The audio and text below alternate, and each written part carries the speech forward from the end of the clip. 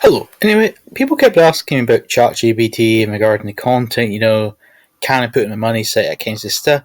So I thought it'd be useful just making a video covering some of the limitations of it, and some things you can use it for.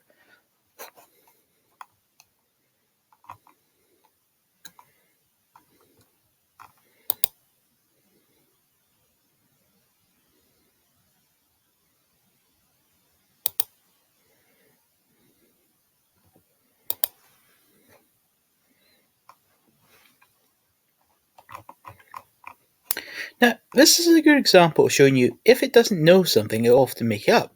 So why would I say I know it's making up? Well, this product itself is something I used to use for diabetic stuff. At the moment, the current newest model of this product app service is only a Libya 3. So, how can it do it about Libya 5? It can't, so it just makes it up. It can't do it about version 4 because, in theory, at the moment, it doesn't exist. So, be aware if you put into it questions about something, it will generally make it up. Because we could find out it's a terrible product, we could find it's much better, we could find the specs are completely different to what's suggested, we don't know.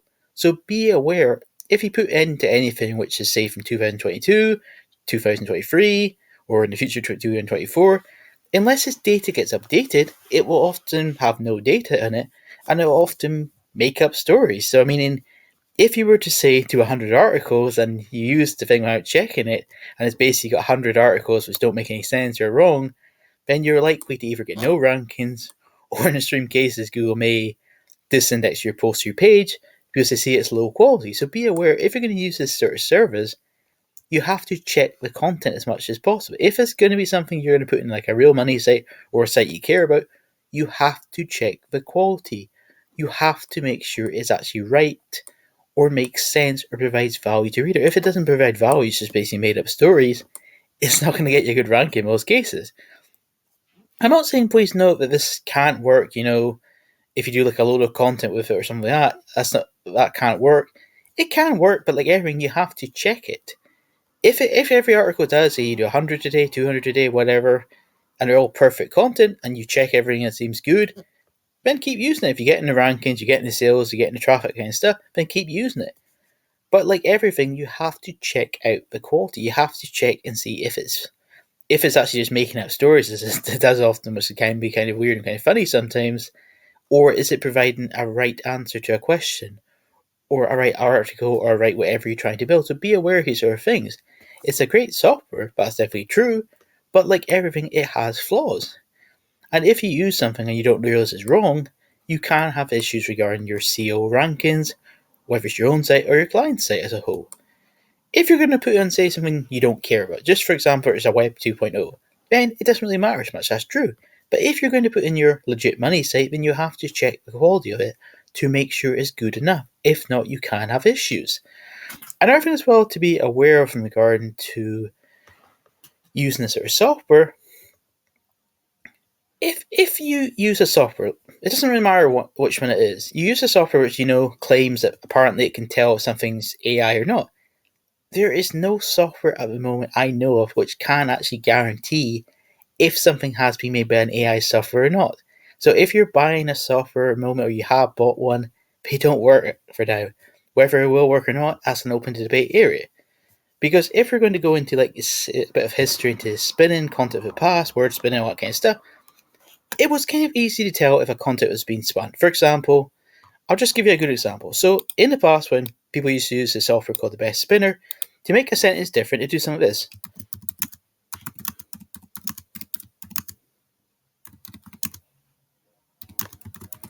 So how exactly would it do? Try and make it different. It's just like this: big, red, car, car, car.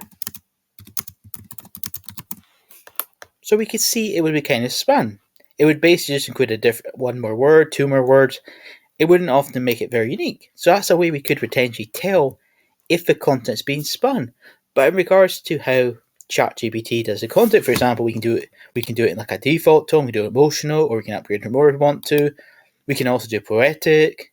We can also put it into other languages if we want to, such as Deutsch, Spanish, France, and French.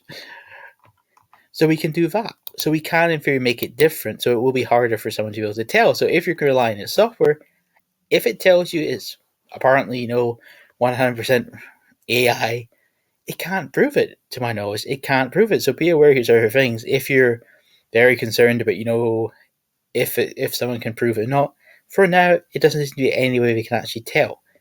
Unless there's some code, which basically means that every time you copy in the article from somewhere, it can tell, something like that. There's not really any way for them to be able to tell as a whole. Now, in the future, maybe it can, but for now, they can't tell. So be aware of these sort of things if people are trying to sell you software, they don't work. Maybe in the future it will, but from everything I've seen and tested on them, they can't work. For example, I typed an article myself and it said it was AI. I then purposely used a copied article from someone, just copied it and put it in, and apparently that's 100% unique. And what I'm knowing that AI sort of stuff. And another things I would actually purposely use AI, and it would claim it, this is 100% made by a human. So it can't tell. It's basically just at best trying to guess, which it doesn't really seem to have the software or the potential ways at the moment to be able to tell if something is AI or not. Now, if we're going to use example, if someone's basically hard to ever put content on their site, and we got, say, 1,000 new articles a day, we can take a guess it is fairly likely the person is using AI to produce the content, unless the firm has a lot of budget in for content and all the rest of it. So that's something you could say is a potential way to tell, but again, you can't really tell unless you can obviously watch what you do on a camera or something like that, which you can't, unless you're going to do something you shouldn't be doing. So anyway, that's basic coverage. So it will work for different things. It'll work for anything from like around 2001. It should generally give good quality information.